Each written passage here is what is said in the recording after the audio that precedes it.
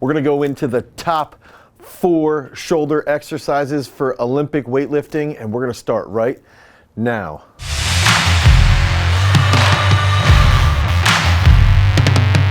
What's up, everybody? It's Dane Miller from GarageStrength.com, and if this is your first time to the channel and you're interested in improving your athletic ability, you want to run faster, you want to be more explosive, you want to be a better weightlifter, make sure that you like, you subscribe, and you ring that notification bell so we can help you become a champion. So in the sport of Olympic weightlifting, we know right up front that there's going to be a lot of overhead work. If we can take a little step back, we know right off the bat we're going to be doing a snatch, and that's going to be a movement right from the floor to an overhead position in one movement, and that's going to put a lot of stress on the thoracic spine. It's going to put a lot of stress on the shoulders.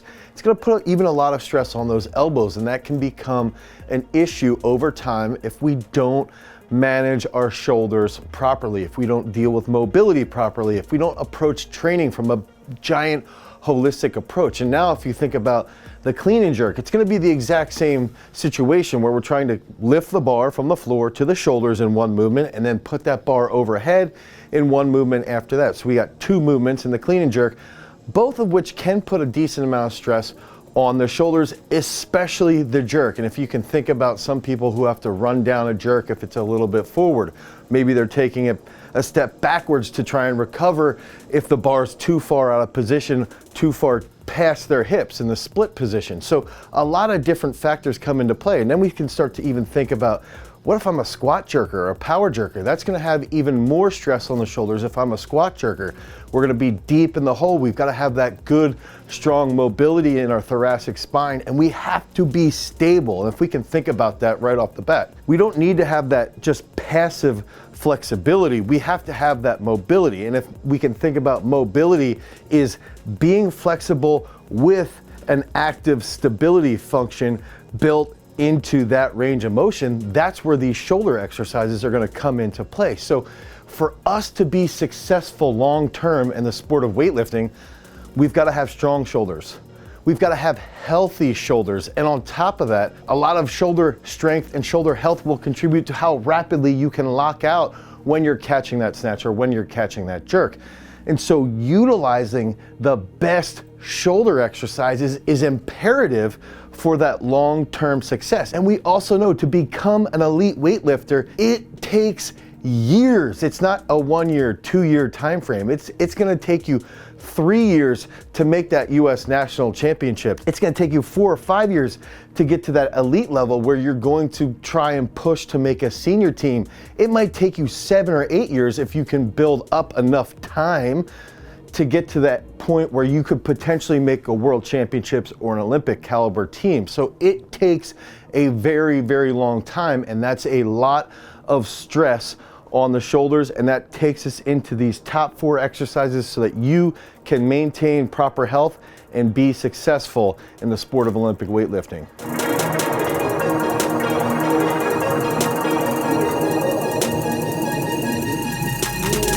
Coming in at that number 4 spot, that number 4 exercise that we like to utilize for that shoulder health and shoulder stability is going to be the Bradford press. And so if we can think about this, we're going to start in that front rack position, right in that front squat / clean position, right? And then we're going to press the bar just over the head, and then we're going to clear over our head, and we're going to get our elbows back behind our scaps and behind our trunk, and we're going to bring the bar in an eccentric fashion all the way down to the shoulders and then press back up and take it back to that front rack position. And there's a couple different reasons why I love this. One, I love this exercise because it's a movement that I've been doing since I was 12 years old. It's an old school bodybuilding movement, but it also is creating a ton of time under tension, and you're going through multiple different ranges. And so when there's a lot of time under tension, you're going to get fatigued, and that's going to stimulate some serious growth in your upper back and in your shoulders. And on top of that, when we're executing the Bradford press, when we bring it behind our back, a lot of weightlifters will start to retract their scaps, and they're not even aware that they're doing it. They're lowering it, and their scap retraction starts to really light up. And a lot of guys who struggle to do this might get a little bit of back spasms in their rhomboid. They might start to feel their traps start to twitch. And it's a way to sort of trick them into learning that scap retraction. And so what ends up happening then is when they press it forward over the top of their head and they start to lower it down to that front rack, they maintain and they hold that scap retraction when they're in that front rack position. And that's a position that a lot of weightlifters struggle with. When they catch a clean, they might dump their elbows forward and we're not holding those scaps back and hugging the spine. But when you utilize the Bradford press, you're actually in that front rack position with scapular retraction, and that can go a really long way to being much more controlled in your trunk when you're catching the clean. So not only is it going to help you build shoulder strength, it's also going to eventually transfer to your front squat and to your clean. And so we like to utilize these for 4 to 5 sets for 9 reps on each side. But again, it's a difficult movement. Try and build into it. Try and make sure that you start very, very light and over time slowly add weight. It's an old school bodybuilding movement. It's time tested, lots of time under tension, and it's gonna get those shoulders nice and swole.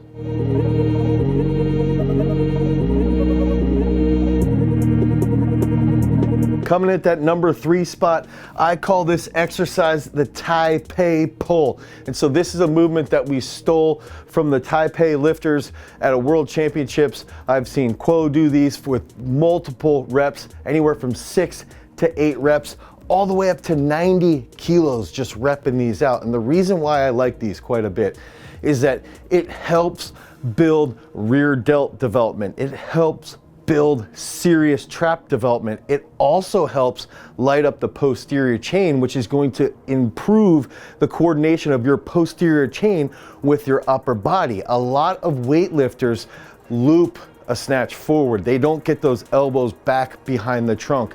They don't shrug properly. And the Taipei Pull is something that not only is it going to build up your upper back, your rhomboid, your rear delts, your traps, it's also going to improve that pulling position and that finish. And if you can keep that bar tighter off of your hip, now that bar is going to be in a much better position when you're catching it. You're not going to try and catch it forward and really try and crank that bar back. You're not going to catch it behind you and dive with that chest forward. Those are the positions that can lead to serious catastrophic injuries.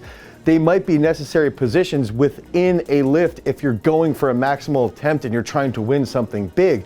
But in training, they're not ideal. And those are those movements that can really hinder that long-term development for a weightlifter. And so utilizing the Taipei Pull is going to help your upper body be more aware of what your posterior chain is doing, and it's going to improve that finish dramatically. So if you have a weightlifter, or if you are a weightlifter yourself who struggles with that upper body connection, the Taipei Pulls can go a really long way at improving that finish.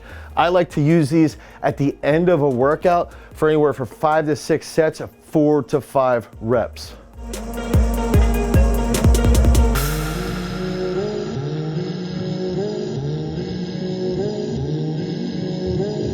Coming in at that number 2 spot for shoulder development, we're going to be talking about the Snatch Press. Specifically for me, I love the Snatch Press in the hole, but if we can start off right away, get your snatch grip established, okay? So we want to have that snatch grip established. Then we want to put the bar in that high bar back squat position. We want it right at the bottom of our neck, and we want to think if we're standing upright that we're pressing straight and vertical. And the problem is a lot of lifters you'll see might be tight in their thoracic spine, and they might start to press and their elbow actually rotates backwards. And we want to think about the crook of our elbow pressing vertically. We want to have our elbow press vertically and have our shoulder blades hugging our spine. And there's a couple different reasons for why I like the Snatch Press, specifically the Snatch Press in the hole. If we're talking about the Snatch Press standing, I like it because you can press and you can really feel where you want that bar to be. It's going to help your thoracic mobility. It's going to help your stability in catching that snatch. And what we want our lifters to think about is we want them to press to where they want to catch a power snatch if they're standing. Now put the lifter down in the hole. Maybe they struggle with these off the bat and they do a couple sets standing and then you put them down into the hole. Now they're fully squatting. We want them to put a lot of pressure through the heels, through the mid part of the foot, through the front part of the foot. We want them to think about grabbing, and while they're grabbing, they're pushing their hips down, okay? So we're pushing our hips down into the heels and we're pressing vertically, and we want to make sure we're not pressing with those elbows going back. We want to keep the crook of our elbow going vertically. And this should be the position that we're catching our snatch in. So it's going to train us how to catch our snatches properly. It's going to help improve our ankle mobility. It's going to dramatically improve your thoracic mobility. It's also going to improve the strength in that catch position. Again, I've seen Quo do these with 60 kilos. Thank you, All Things Gym, for sharing that video, but she's done these with 60 kilos for reps. I've had female lifters work all the way up to 50 kilos for 4 to 5 reps. This is a tremendously hard exercise. I recommend starting with a women's bar or a training bar at 10 kilos, slowly building up, but focus on the technique. If you're applying force properly through the foot, if you feel your hips being stable, that's very, very important. We don't want too much bouncing in the hips. We want to push down into the floor. We want that dynamic trunk control. We don't want our chest diving forward. This is also a movement that you can utilize to analyze someone's mobility overall. If their chest is diving forward, they likely have very poor ankle mobility. So it's really cool. It's a really great exercise for getting your shoulders to wake up. It's a really good exercise for building serious shoulder strength because of how complicated it is and how well it transfers over to the snatch. And it's also one of those things that teaches overall technical precision. Now, I recommend using snatch presses for 4 to 6 sets of anywhere from 4 to 7 reps. And we do these in some programs for 2 to 3 days a week. They can be difficult, so you don't want to push it too much every single day. One day it could be a little bit lighter load. The next day we could be using it as a warm-up. And then finally we might have one day where we're really trying to push that weight.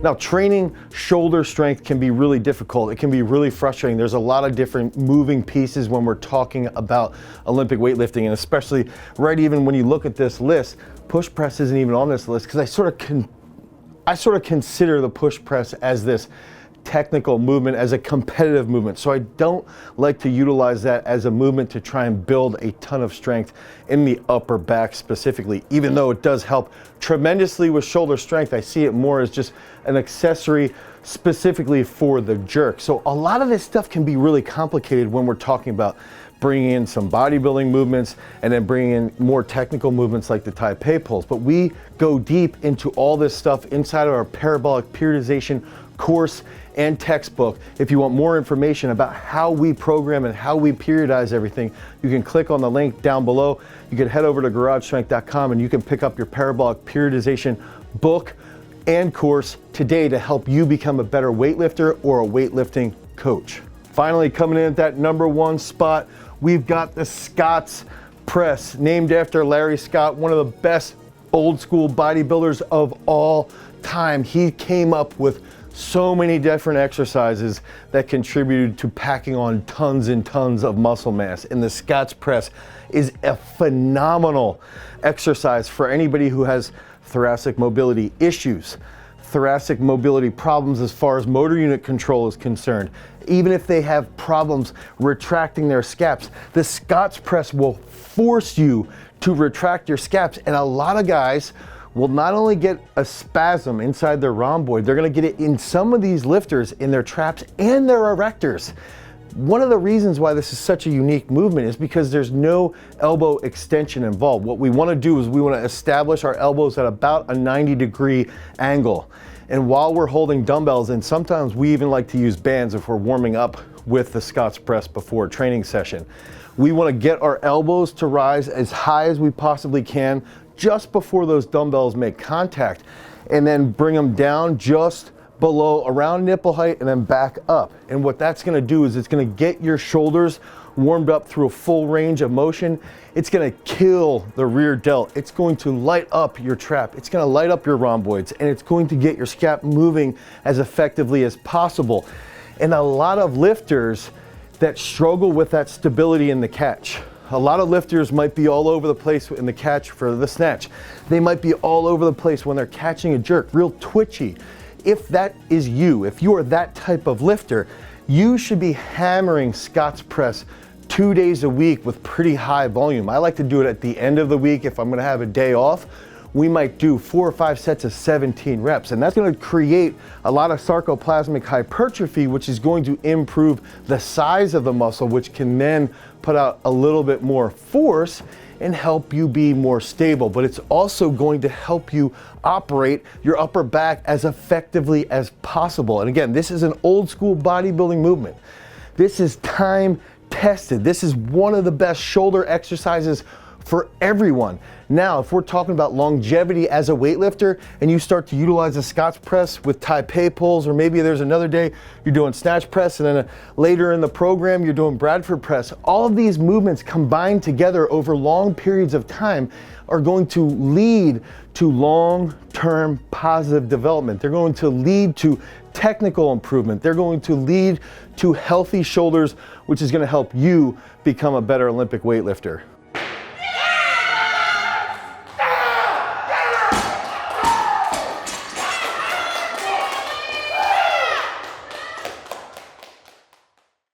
So if you want more information about Olympic weightlifting, you can click on the link down below. You can head over to garagestrength.com and you can pick up your own copy of Parabolic Periodization.